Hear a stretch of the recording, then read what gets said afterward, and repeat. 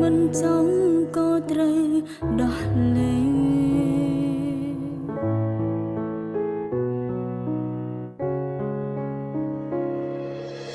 លោកគិនទេថាវាធ្ងន់សម្រាប់អូ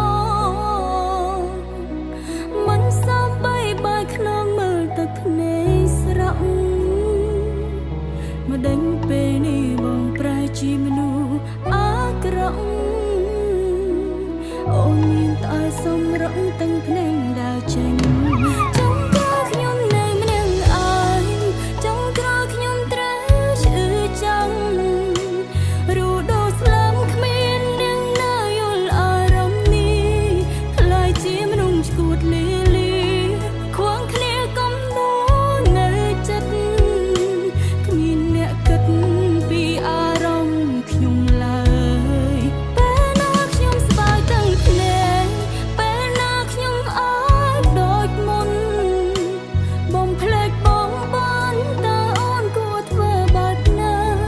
ជួនចាចេញពីទីនេះទៅកន្លែងគ្មានជីវ៉ា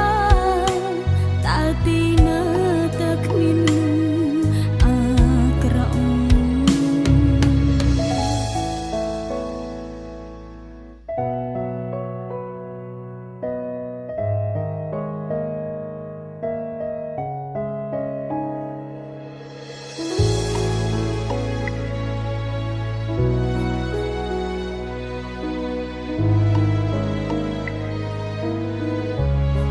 តើឲ្យអូនធ្វើបែបណា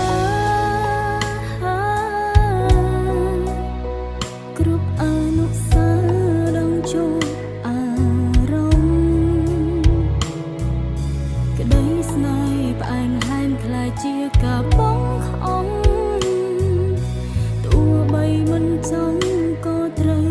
ដោះលែង